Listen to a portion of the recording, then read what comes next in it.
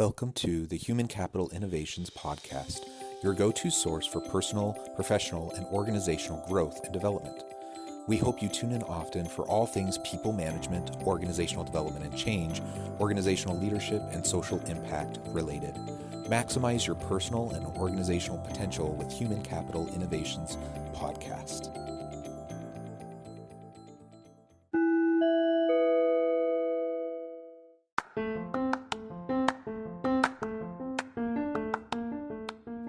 Welcome to the Human Capital Innovations Podcast. In this HCI podcast episode, I talk with Lee Mariano about HR as a business partner.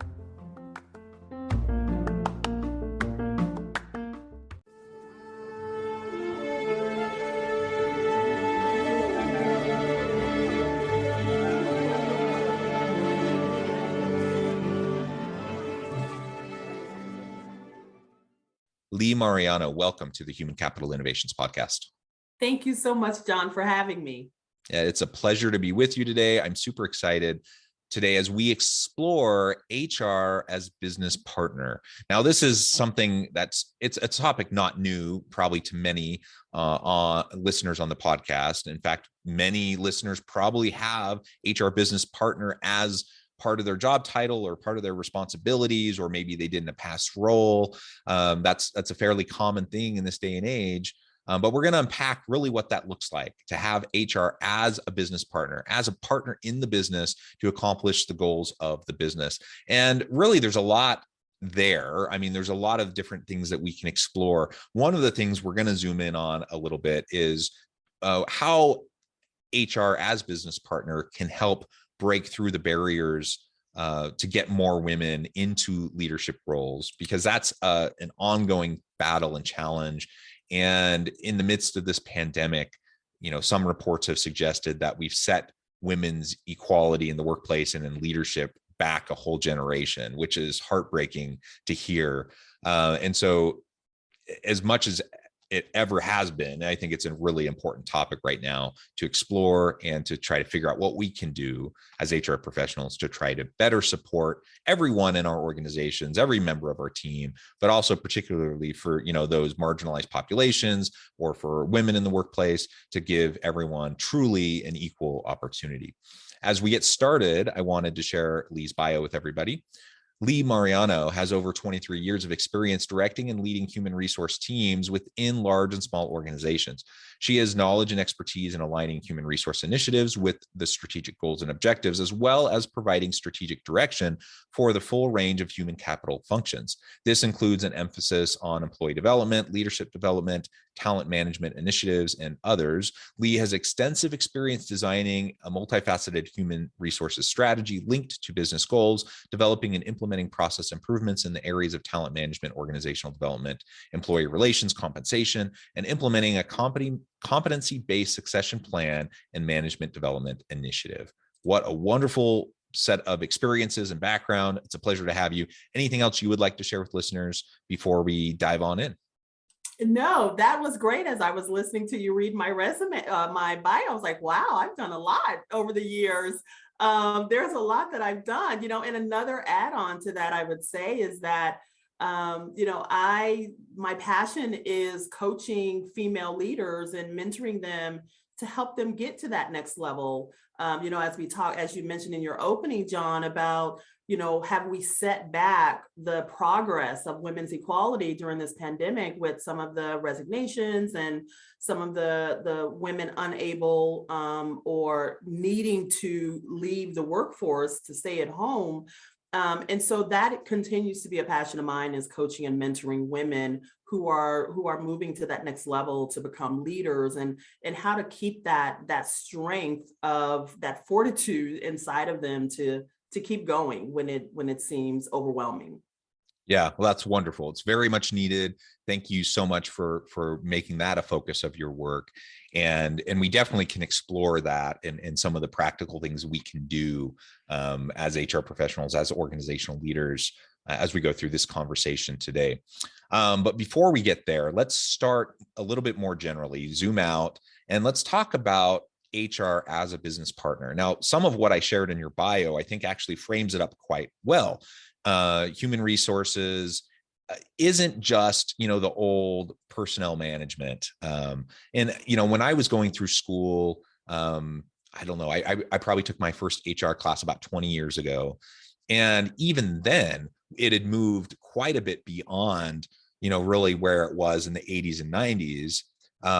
But since then the pendulum has continued to swing, and kind of that exponential curve has continued to develop of like, let's get out of just all of the different components, the managerial and administrative components of HR. Let's get into the transactional HR, the experiential HR, the strategic HR to drive business outcomes.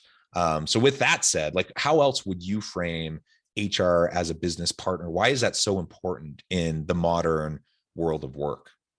Yeah, that's a great question. As you were talking, the word that kept popping in my head is dress code police and party planner, right? That was the old way of thinking about HR. They were the ones who were considered the let's keep a smile on everyone's face people. And over the years, what I've learned and in my experience is that HR, everything we do, everything we touch hits the bottom line of the company, whether it's recruiting the right talent, retaining the right talent, having a strong compensation strategy, having a strong benefits approach and benefit offerings, making sure that we are empowering the managers in order to performance manage their people, right? Everything that we do has an impact, a financial impact on the company. So it's more than just the dress code police, the party planner, the keeping people happy. It's really about embedding HR into the business so that we are no longer viewed as a barrier to success, but we're viewed as a how to get it done. We're going to help you get this done by whatever means necessary. HR we're the ones that are going to help managers and supervisors learn how to lead and effectively manage their people, right? That's exactly it. That's exactly it. Like, we're going to be in there. We're going to be in the meetings. We're going to be having the conversation. We're going to be partnering with you. It's not just HR standing outside looking in. We're in the room and we're having those conversations. And for me, what it really looks, success looks like for me in a business is when the manager picks up the phone and calls me and says, Lee, I have an issue and I need to walk through this with you. I have a personnel issue that I want to get in front of. And I've heard your conversations. I've heard the manager training. I've listened to your words. And I know I need to get you involved now so that I can handle this the right way. It builds trust. It's the back and forth. It's the conversation and the dialogue. And it helps empower the managers so they have the tools and the resources to better manage their team, which then helps them become better leaders. So it's really about, yes, the transactional has to happen. The day-to-day has to happen. But if HR can begin to operate as business people, as operations people embedded in the company, that gives us more influence over the leaders and how they're running the company and interacting with their people. Yeah. And for years, I mean, from the first time I ever taught an HR class at the university, I've always told students that it's not like these people who are in HR over in this department. It's this functional area. They do HR, and then we do our management leadership stuff. Like, that's not HR. HR, anyone who manages, supervises, or leads people should be doing HR every day, right? And the problem is most people don't have a clue. They don't know what they don't know. And so they don't realize how ineffective or even potentially damaging they're being to their teams. And it's not because of malicious intent. It's just, they just don't know what they don't know. They're ignorant. We often promote people to the level of their incompetence. And so they just don't know how to do the job. I think of The Office all the time. And I always tell people Toby is the poster child, the unfortunate poster child of HR.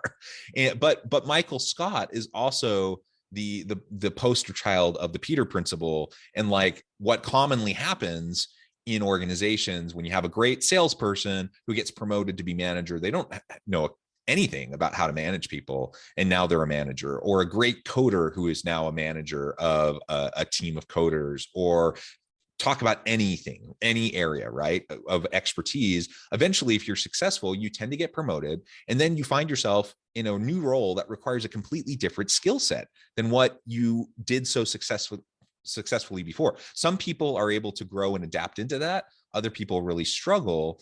And one of the big differences is how much support is there in the organization for this person in their new role. Now, in the show The Office, you have Toby, who's like in the back corner, he's the separate HR person. He's the fun police, right? He's the one saying no.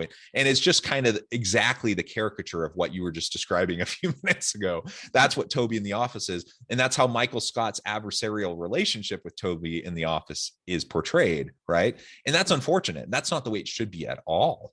And if we're talking about HR's business partner, they're going to be involved in all those conversations. They're going to be involved in helping the Michael Scotts of the world actually learn how to be better managers.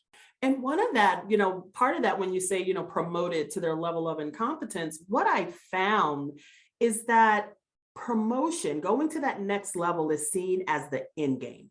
It is always viewed as, this is what I'm supposed to do in an organization. If I move up, if I go to that next level, I have no recourse. I can't self-select out and still be successful as an individual contributor.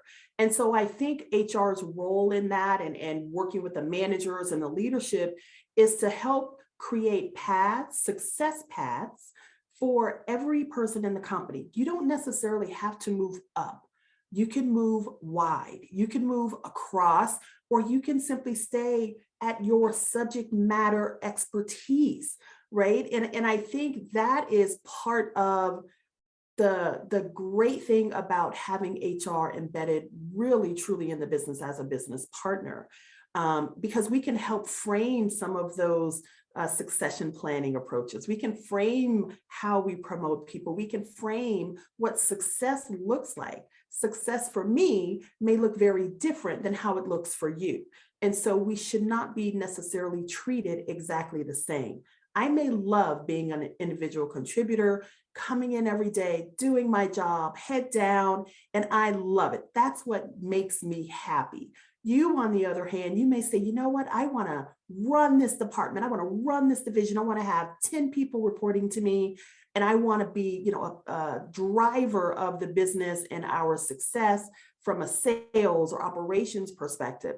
There should be room in the company for both of those decisions. There should be space for employees to succeed on, depending on how they define it. And I think that's, really kind of the changing of the guard that I've seen over the years, is that the voice of HR can truly influence how the company is operating, how we are perceived, where sure, we all want to have fun when we go to work every day. We spend so much of our lives working and with the people at our office and on our company. So sure, we want to have fun, but we also have to get the business done.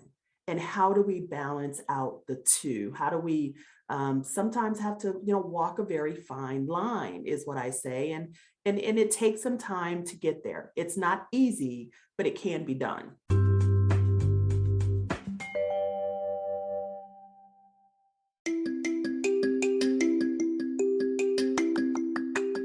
I'm excited to announce the publication of my new book from HCI Press, Bluer Than Indigo Leadership: The Journey of Becoming a Truly Remarkable Leader. Early in my adult life, I learned about an Asian proverb that translates as bluer than indigo. If you think about the color indigo, it is a brilliant, deep, and vibrant blue, what some would call the bluest of blues. To have something that is bluer than indigo is rare and truly remarkable. Contrary to popular myth, there is no one-size-fits-all or cookie-cutter approach to effective leadership. There's no silver bullet, no secret sauce, no go-to model that will solve all of our problems. The truth is, great leaders have all had their unique strengths and flaws, and have all had to discover and then pave their own distinctive path in their life's journey to fulfill their leadership potential. Bluer Than Indigo Leadership will help you discover your own path and explore those ordinary, everyday actions that will help you respond to an uncertain future and produce extraordinary results for individuals, teams, and organizations.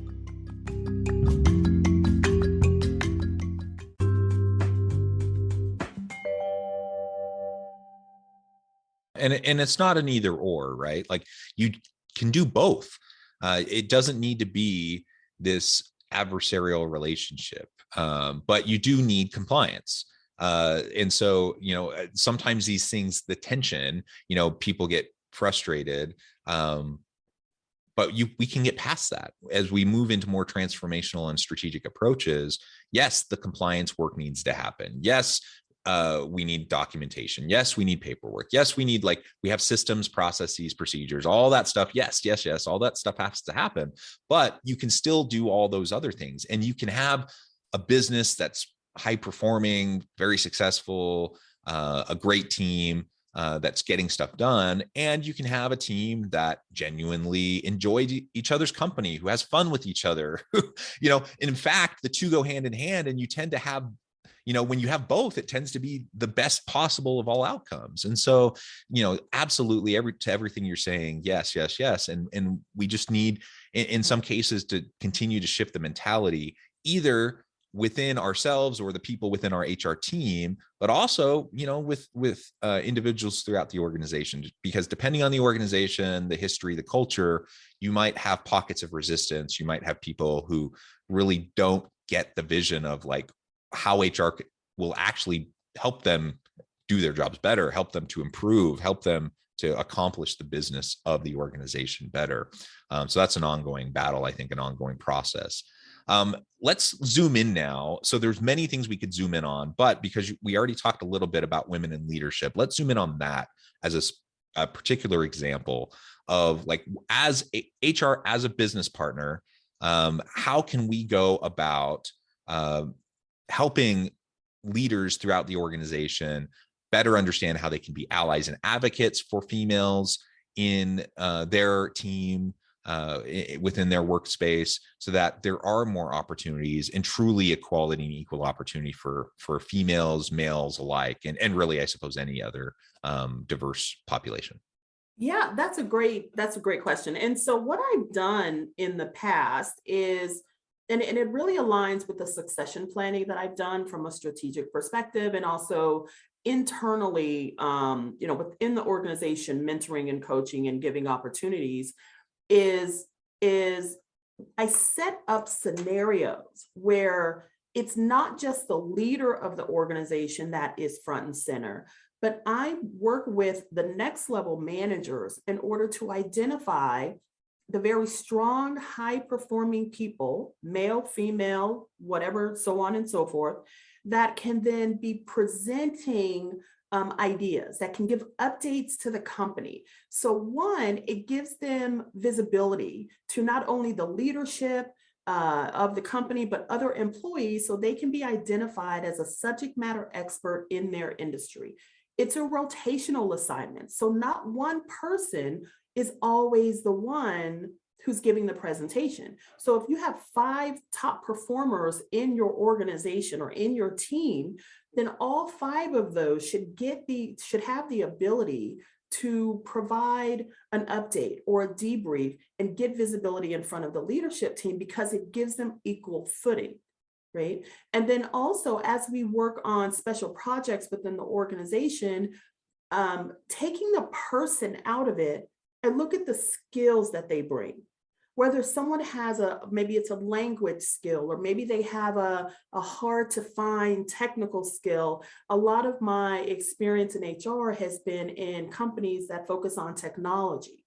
And whatever it may be, there is a heavy contingent of males in the technology field in the companies that I've been in, less so on the female side. And so what I do is I would look at the skills of the people within the organization, right? And I would bring forth the skills. It's not necessarily I manager like that employee. It's going to be HR manager, HR director to the manager. Let's highlight the person with the skills. And that takes somewhat, the personal component out of it. It takes the selection of my favorites out of it, and it then focuses on the skill. So that the people with the right skill set, the talent, maybe they've worked on a special project, they've worked with the company for years, they are the ones pushed to the front. Personal preference is not the component, because when you have personal preference play into the decision, if theoretically, if a male manager has to select someone who can have that conversation with the executive team, more times than not, they may pick a male employee, regardless of whether or not that employee is the right person. And so again, that goes to the embedding HR into the decision process, where you try and make it as objective as you possibly can based on the skills of the person, the talent, the knowledge that they bring to the table, and then you give opportunity across the entire organization. And that then, what I found over the years is you begin to see minority employees, you begin to see women employees rise to the top, because you have that objective selection of the people who are the right fit with the right talent getting the visibility. And it's like turning a ship. I'm former Marine Corps, so I always talk about turning the Navy ship. But when you start turning the Navy ship, it does take a while, but you start seeing the change, and then employees in the company also start seeing that others are getting opportunities, right? When they see that more than, it's not just the same person, the same profile, getting the same opportunity, they begin to say, okay, maybe this is a place where I can excel. Maybe this is a place where I can start to shine. And then they put themselves out there as, someone who may want to be on a special project, who may want to do an internal transfer to another team. And that's where you begin to see that shift in the organization, where it becomes a much more dynamic, much more fluid and flexible company and a team, where people realize there are opportunities, and they are no longer held down. They are no longer held back, that they can really rise up in the organization. And that's where you get people really being satisfied with their career and their career growth and their professional development. So those are some of the things that I've done. Yeah, I love it. Great example, great insights. And the bottom line is for a seasoned and experienced HR professional who can go and have those conversations about the very action-oriented, practical things that individual supervisors, managers, leaders can do proactively within their teams to make sure that there truly is opportunity for everyone, so that you're minimizing the biases, the implicit biases that people may have. You're making things more, taking away subjectivity, making it more objective as much as possible, truly promoting people with capability and creating an environment where people recognize true opportunity. We know there's lots of research that shows, men tend to apply for stuff they're not even qualified for, and women tend to self-select out and take themselves out of the equation way too early, even when they're very capable and qualified. And so a big part of this is just we have to reinforce over and over and over again, helping people recognize, helping people to see themselves in these types of roles, and to realize that, yeah, there is a place for them. There's an opportunity for them in the future, and they can grow into that opportunity. I think all of that's super important. All of this, these are the things that HR business partners can and should be helping the organization to do better.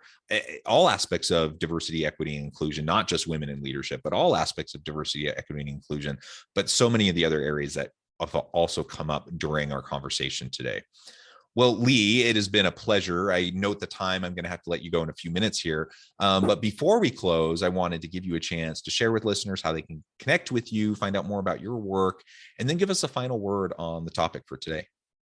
Absolutely. So I would love to hear from anyone who would like to continue the conversation. I, of course, can be reached on LinkedIn. Just look up my name, Lee Mariano, and I am right there front and center. I also offer coaching and mentoring, confidence coaching, leadership coaching, and also communication and public speaking to women and men who are looking to level up their skills. And I can be reached on my website at alexadomcoach.com. And you can reach out to me there and see my offerings. But of course, I'm right on LinkedIn, and that is one of the easiest ways to reach me. And you can send me a chat, and I can definitely continue that conversation. And I would say, kind of to close out, this conversation is important. I have been, as you said in my bio, I've been in HR for, 23 years now, going on 24. And there is the perception of HR that we must actively work to change on a regular basis. The definition of what HR is today is not what it was 20 years ago. And we as HR professionals must evolve and change as well. We're no longer allowed. I think that's where we sometimes fall down. We're no longer allowed to sit back and simply be observers to the business running without us and then stepping in when there's a fire. We must change and evolve and be right there next to the business leaders, the managers, the operations, working with them so that we don't get to the point where a fire is happening. Or once the smoke starts, the manager is already equipped with the knowledge that you've given them and you've helped them with, so they know how to get in front of it. So being a casual observer to the business is not going to serve us well in the future. We absolutely must be strategic business partners to the leadership, to the business, in order to help the business succeed. Amen. Well said. I completely agree, Lee. It has been a real pleasure talking with you today. I encourage listeners to reach out, get connected, find out more about what Lee can do to help you. And as always, I hope everyone can stay healthy and safe, that you can find meaning and purpose at work each and every day. And I hope you all have a great week.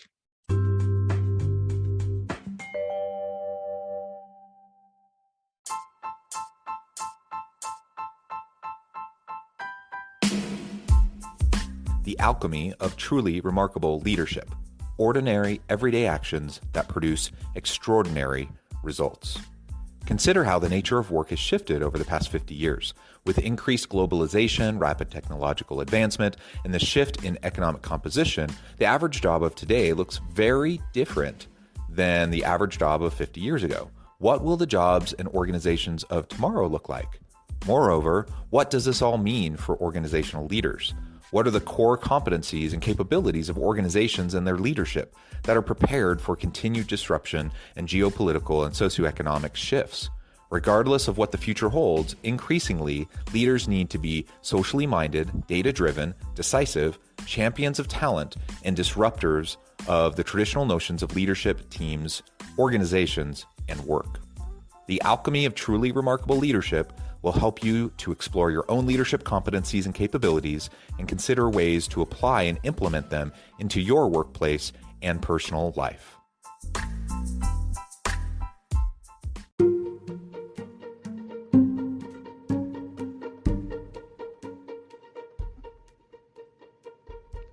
Check out Human Capital Innovations magazine, Human Capital Leadership. Human Capital Leadership is a free, interactive e-magazine with the mission to help individuals, leaders, and organizations find innovative approaches to maximize their human capital potential. We publish issues quarterly in August, November, February, and May. Take a look at the latest issue and let us know what you think.